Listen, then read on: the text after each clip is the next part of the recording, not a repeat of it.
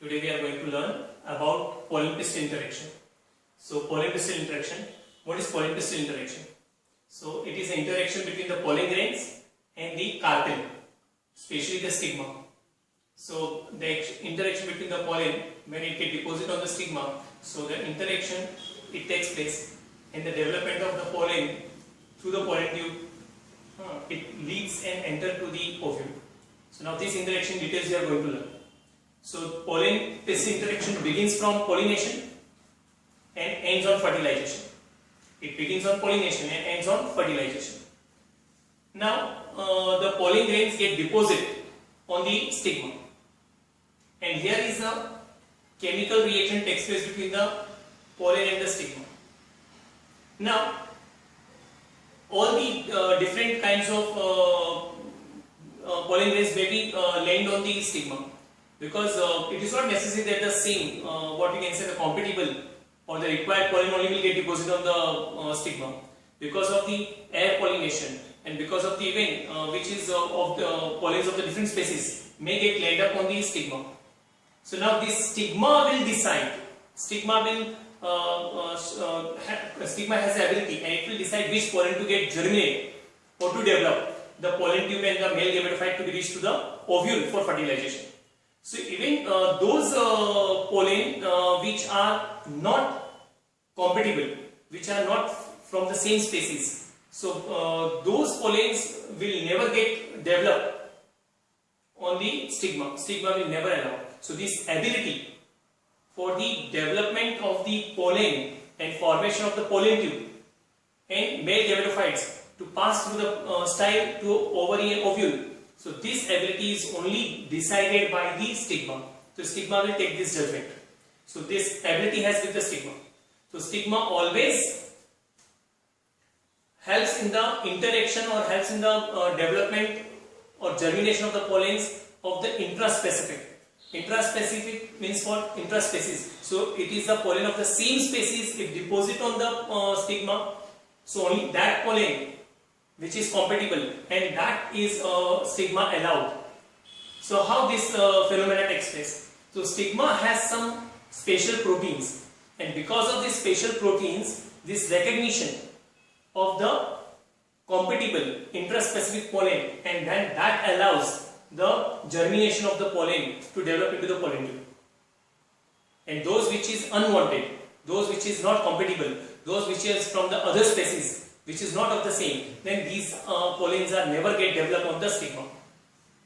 Now next very important part, this pollen. So therefore see, in the pollen or stigma, only stigma has the ability to recognize the intraspecific pollen or a compatible pollen. Pollen grain doesn't have any such ability to get germinate on the stigma. It doesn't have any ability, any of this. This ability is only with the stigma. So because of this special protein, now the intraspecific or the compatible pollen, so now this pollen absorbs the water and some nutrients, because the stigma has some sugary solution also.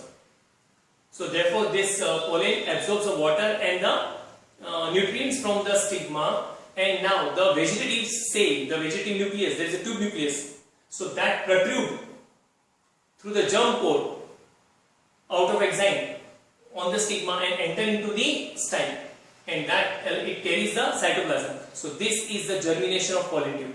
So it is because of the interaction between the pollen and the stigma. So stigma has this decisive or has this ability to develop. So now this pollens, once the pollens grain germinate, it forms a pollen tube, and this pollen tube now it passes along the style. It passes along the style and reaches to ovary, and through in the ovary the ovule, and it get attached. It enter into the ovule. It enter into the ovule. So this is the complete interaction now. So once pollen grain germinate, the generative nucleus get undergo mitotic division and forms the two haploid male gametes, and these haploid male gametes are carried by this pollen tube, and now this pollen tube enter in the ovule which present in the ovary. So it enters in the ovule through the micropyle, enriches to the synergic, and by making an interaction here with the synergic, so it absorbs the water from one of the synergic, and then it gets swollen. The pollen tube, the tip of the pollen tube gets swollen and ruptured, and both male gametes that enter into the embryo sac, and the fertilization takes place. So this phenomenon is known as the pollen pistil interaction. So begins at the pollination and ends at the fertilization. So by deposition of the pollens on the stigma, by process of pollination, then germination of the pollen, then this formation of the pollen tube passes through the style into the ovary and then enter into the ovule through the micropyle. Then the genetic nucleus that divide into the by mitotic division to form the two haploid male gamete. So this non-motile male gamete passes through this pollen tube and enter into the ovule and reach to the embryo sac. So just at the one of the synergics, so it absorbs the water from one of the synergic. So here some chemotaxis, chemical reaction takes place, and then the pollen tube get swollen and ruptured, and both male gametes enter into the embryo sac for the purpose of fertilization. So this is known as a pollen pistil interaction. Now next part we'll discuss is about the double fertilization. There is a double fertilization. Now we'll continue with the double fertilization. So double fertilization, in this, what is double fertilization? So first of all, that this is a process of double fertilization. This is a complex mechanism. It is a complex mechanism, and this occurs in the angiospermic plants. Mostly in the angiospermic plants, double fertilization, this process takes place. Now, double fertilization, because why it is called double fertilization? Because the two male gametes are there, and at the same time, the two male gametes fertilizes the two different cells in the female embryo sac. That is in the female gametophyte. So the first male gamete fertilizes the egg, and the second male gamete fertilizes the secondary nucleus. That's the reason this is called as the double fertilization, because the two events takes place at the same time, because the two haploid male gametes are there, and these both haploid male gametes, they fertilizes at the same time the two different cells in the female embryo sac, in the female gametophyte. So that is first male gamete fertilizes the egg, and the second male gamete fertilizes the secondary nucleus. So that's the reason this is called as a double fertilization. Now, in double fertilization, what are the events and mechanism? So again, the event starts from the pollination. So pollination is a primary step, or it is an essential requirement or prerequisite for the sexual reproduction or for fertilization. So when the pollen grain get deposit on the stigma, and this pollen get germinate, the compatible pollen, when the stigma allow and germinate and forms a pollen tube. Now pollen tube pierces the style, and it passes through the style and enter into the ovary. So now when this pollen tube, so the tube nucleus forms this pollen tube, and pollen tube passes through this, and at the same time the genetic nucleus get divided by mitosis and forms the two haploid male gametes. So these haploid male gametes are non-motile. These are non-motile, and that's the reason these non-motile haploid male gametes must be transported through the pollen tube. So that's the reason pollen tube is germinated and formed, and then passes through the style. So this pollen tube carry the haploid non-motile male gametes. So this phenomena is called as a siphonogamy. This phenomena is called as a siphonogamy. What is the meaning of siphonogamy? Siphon means tube. Siphon means tube. The pollen tube. The term used for this is a siphon. So siphonogamy. What is the meaning of siphonogamy? This is the first event. So when the pollen tube that carries this non-motile haploid two male gametes, and that transported through the pollen tube via style and ovary and reaches to the ovule. So this phenomena is known as a siphonogamy. Now second part, we'll see the porogamy. The porogamy. What is the meaning of porogamy? The pollen tube which carries these two haploid male gametes. So this pollen tube enters in the ovule through the micropyle, because we have learned the ovule has its opening at its apex, and that is the micropyle. So through this micropyle when the pollen tube enters, so this is known as porogamy. So entry of pollen tube through the micropyle into the ovule, this is known as a porogamy. Now in some cases, the pollen tube may enter through the integuments. In some cases this may be happen. So if pollen tube pierces or enter in the ovule through the integuments, then this phenomenon is called as a mesogamy. So in mesogamy, this pollen tube is entering through integuments. This is the reason we have written here, this is mesogamy. So mesogamy, that means pollen tube will enter not through the micropyle but through the integument. So this phenomenon is called as a mesogamy. Now next part we'll see. Similarly, if in the case of chalezogamy, what is the meaning of chalezogamy? If this pollen tube enters through the chaleza, if this enters through the chaleza, then this is called as a chalezogamy. Then this is chalezogamy. So this is in different plants, in different events, this may be possible. So it may be either through mesogamy or maybe chalezogamy, but the most common method is a porogamy. So in porogamy, the pollen tube enters through the micropyle. Now, after entering this pollen tube into the ovule through micropyle, now next phenomena is that there is a chemical interaction or chemotaxis takes place between the pollen tube and one of the synergids, because in the female gametophyte in the ovule, that is the embryo sac, so which has at the micropyle ring the egg cell with the two synergids. Synergids are the sister cell. So one of the synergids, so the pollen tube attaches to one of the synergids and it absorbs the water from the synergid, and the pollen tube gets swollen and then it becomes soft and it becomes burst open. It will be ruptured, and these two haploid male gamete now it enter into the embryo sac. So this gives the entry of this haploid male gamete into the embryo sac in the female gametophyte. Now here we'll see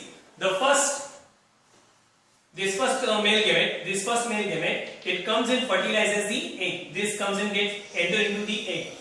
This first male gamete enter into the egg and it fertilizes here. It fertilizes this egg. So this is called as a syngamy. SYN syngamy. So this is called as a syngamy. The phenomena in the syngamy,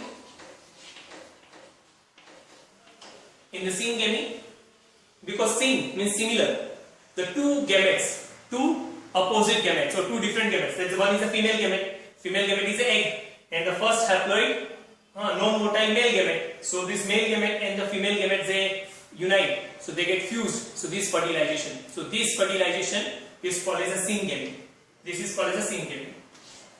Now the second male gamete. This second male gamete enters and it fertilizes. It enters into the secondary nucleus.